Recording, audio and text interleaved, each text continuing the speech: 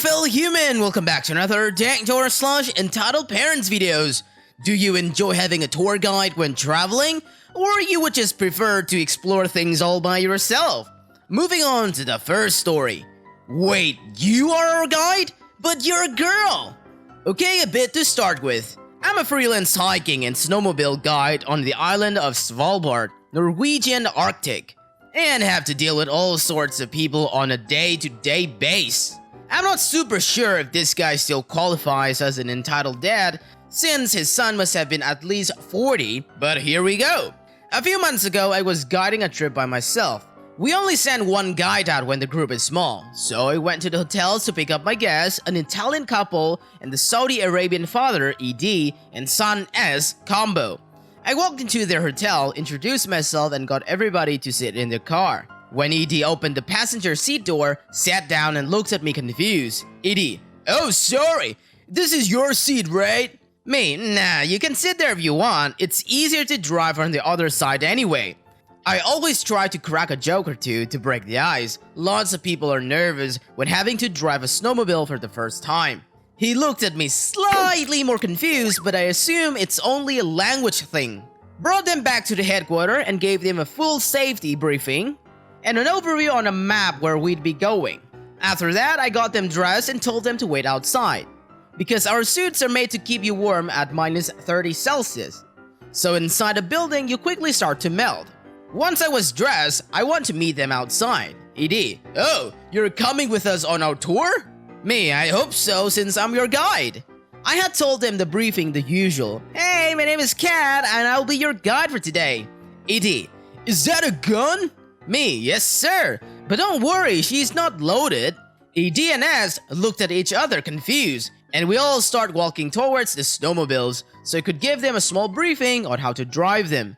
The Italians had told me they had been driving before, so I decided to place them in the end of the group, and ED and S in the front. Everybody got to drive their own vehicle, because out of experience, it's always better for the more experienced guests to be in the back, since they might have to speed up here and there to fill a gap. ED, but where's the guide? Me, here, I'm just in front of you. A proud 1.77 meters, had to miss. ED, but you're female. Guides can't be female. Me, About 50% of our guides are girls on Svalbard. It's not that uncommon. Don't worry, we girls are just as good as our male colleagues. S, I think my father wants to know who will operate the gun. Me, well, let's hope that we don't have to take it out of the boot. But if we have, I'm trained and licensed to shoot. S, no. Me, no? S, you're a woman. Women can't shoot guns. ED, it's not safe. Me, excuse me? Guys, if you don't want me as your guide, that's fine with me. Go back into HQ, take the suit off, and tell our receptionist to call you a taxi. If you don't feel safe, that's up to you. But I'm the guide for the trip today, and if you want to head out, you have to deal with me. ED, but if we don't go, we want our money back. Me, well, you can try, but I bet you that you won't get a penny, because it's your own decision to not come along. S, I'll go if you get a male guide for us. Me, I won't get anybody else to join. You have signed agreement that I'm in charge of this tour, and you will listen to what I tell you to do and not to do. ED, I didn't sign anything. Me, yes, about 15 minutes ago before you got dressed, I saw you sign it. ED then walks off back to the HQ as an Italian stayed. S called his dad, found out ED would not come with a woman. S and Italians drove me. We saw a reindeer, sea ice, a polar bear in distance, no need for a riffle, and in general had a great time. After the tour, S came to me, apologized for his behavior, and called me a good girl guide. My boss heard that and still mocks me with it today, smiley face. TLDR, father and son think females can be guides. ED storms off, and son has to admit that I know my job. Well, people need to learn that gender has nothing to do with working experience and knowledge. We have here the second story written by you/Sarah Whiteman. Take your 9-week-old baby out of the stroller so my child can sit there. Cast as sister, EK entitled kid, M entitled mom, me Chuck Norris.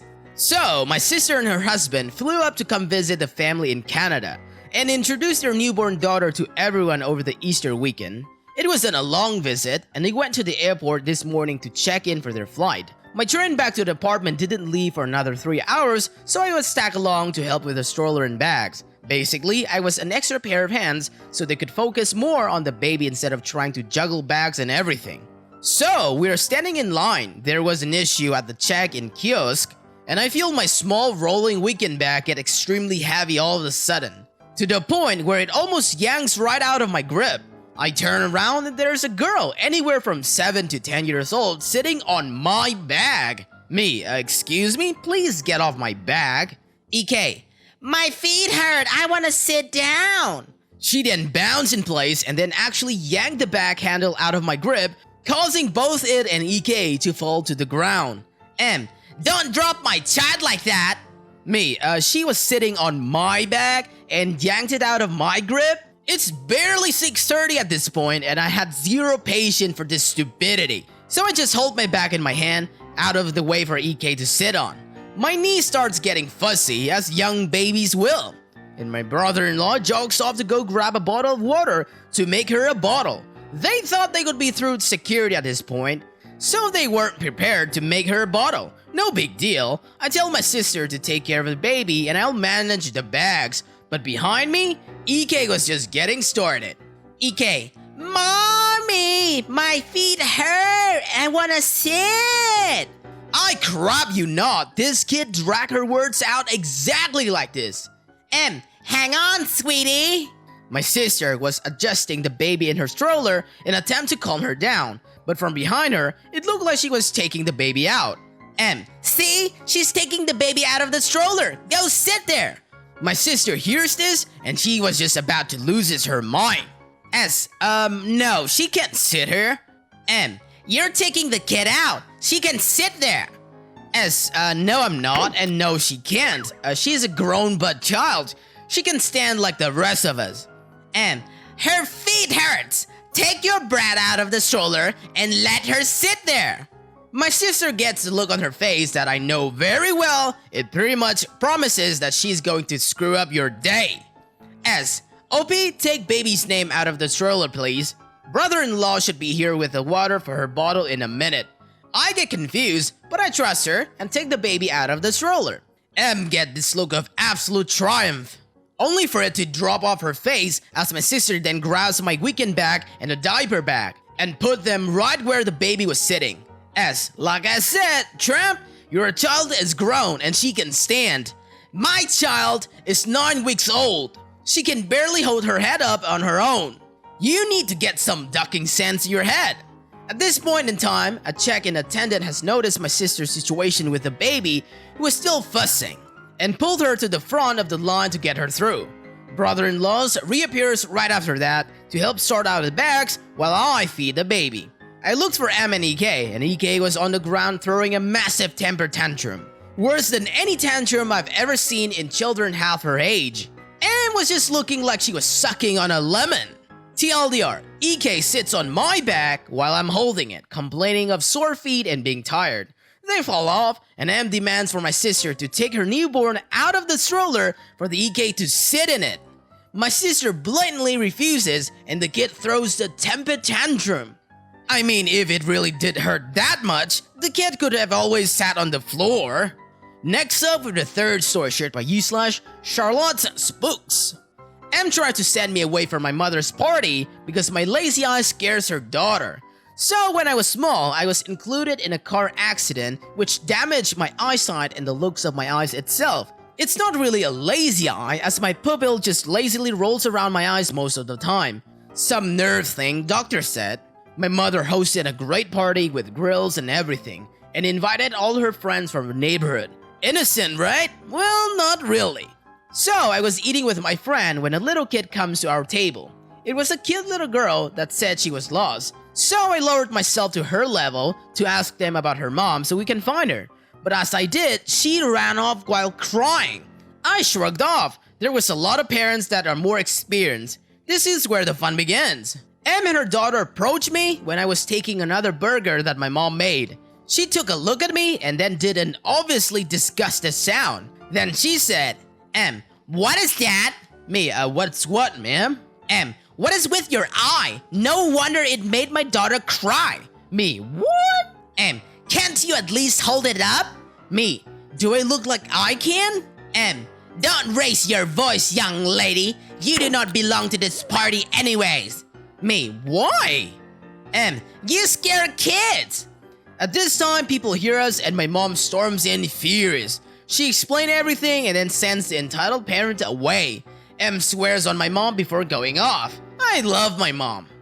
Oh man, talking about being kicked out by guests from your own party.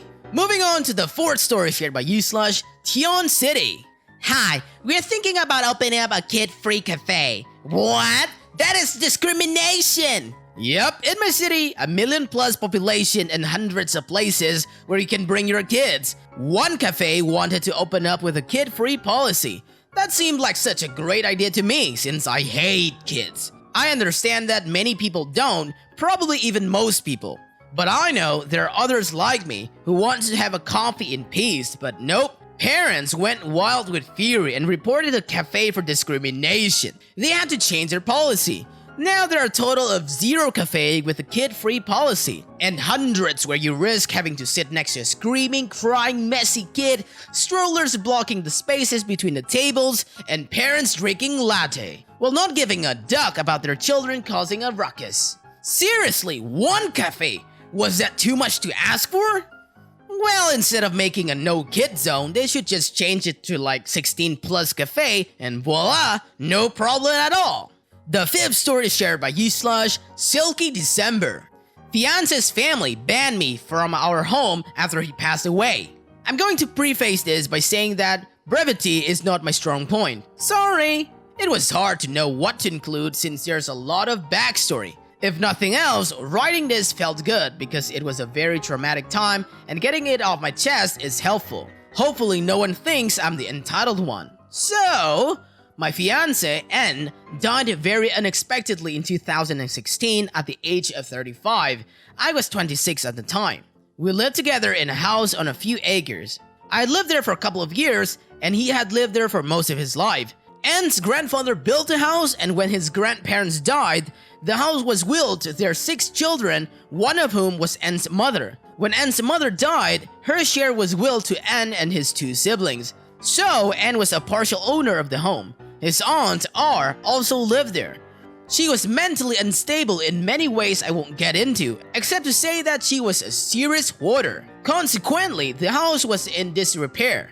Honestly, it was not fit to be lived and could have easily been condemned, but it was a rough time. Please spare your judgment if you can. N and I were in the process of getting an apartment when he died. Since N and R were the only partial owners living there, they paid all the property taxes and for the repairs, etc. I contributed too after I moved in. It's not like N and I were just squatting there or something. A couple of months before N died, R had some health issue that resulted in her being hospitalized and then moving into an apartment. And that's when the entitled family, N's aunts, uncles, and cousins swoop in and start demanding that we move out so they could sell the property. Okay, fine. We were planning on moving anyway. They were really unrealistic about the timeline though. At one point, they insisted, since we were low income, all we needed to do was contact the government TM. They weren't sure what department, and they would just give us a small house and some land. That's how out of touch with reality those people were. They would just show up in the house whenever they wanted, which I guess legally was their right, but it's also pretty rude and entitled to just come into someone's home on a regular basis, without even speaking to them while you're there, much less letting them know beforehand. Anyway, when N died, they were unabashedly elated. 2 days after he died, I was at the house collecting some of my things when I got a text from his sister, who is an angel, so we'll call her AS, saying that they'd messaged his out-of-state uncle's wife asking her to message AS about me, because God forbid anyone to be direct. Apparently, they wanted me banned from the property immediately. We would been living in sin, and now that N was gone, I had no reason or right to be there. I was devastated. At that point, I want to take everything he'd ever touched and scoop up and hold it close to me forever. and I couldn't bear the thought of not being able to have anything of his. As an afterthought, I realized that all of my stuff was also still in there. Luckily, AS stuck up for me, and I said I could be there as long as I wanted. She lives across the country though, so she couldn't do much to enforce it. The most egregious display of disgusting entitlement general buttholeness happens a couple of days later. I was at the house frantically trying to load up the car with the things that made up the life that N and I shared together, which was taxing both physically and emotionally. I was crying when N's cousin, EC, appeared in our bedroom. EC, smiling like an old friend she just ran into each other at Costco. Hey, isn't this crazy? N died so suddenly. We was fine a few days ago. Me, through tears. Yeah, it was very unexpected. EC, laughing. I know. Well, at least we can sell this dump now. It's then that I hear people talking and laughing in the next room. Apparently, EC had brought her teenage daughter and several of her daughter's friends to gawk at the house. Our home, where we lived and loved, was being openly mocked with zero regard for my feelings.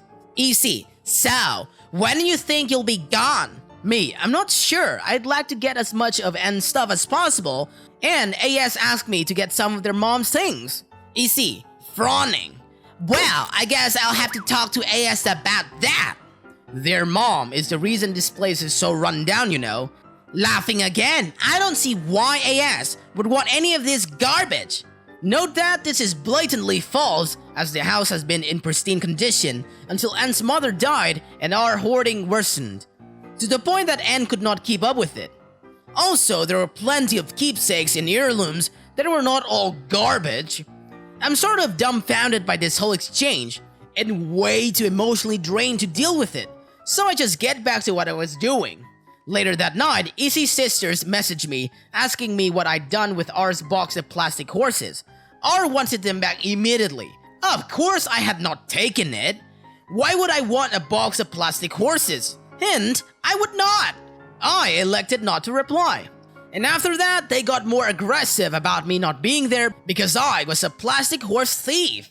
N was an artist by trade, and they started just throwing away all of his drawings and taking some of the most valuable figurines he had. The last day I was there, my mom went with me. After getting the last of what I could, I just wanted to walk around the house one last time and sort of say goodbye to the place we'd spent so much time together in, a place I'd never be again. Of course, the family showed up, and my mom tried to calmly explain that I would be out of there soon and would not return. And she tried to appeal to their sense of humanity by explaining how traumatized I was from his death, and how I just needed this for some semblance of closures.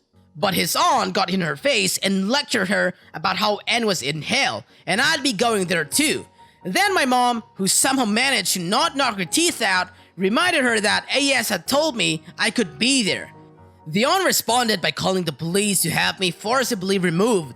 We left before the police arrived, and now that's my final memory of that place, where the most amazing man I've ever known taught me how to love. I'm sorry it's a bit anticlimactic, but it was really tough for me to write this. If you read this far, I sincerely thank you. Also, to clarify, his sister and brother were his legal next of kin, and he did not have a will. Since his sister told me to get all of his and their mom's things, I was never worried about them coming after me for stealing any of it. I hope that karma will come after that horrible family. That's it for today, fellow humans. Thanks for watching. Be sure to leave a like, comment, and subscribe. See you guys next time.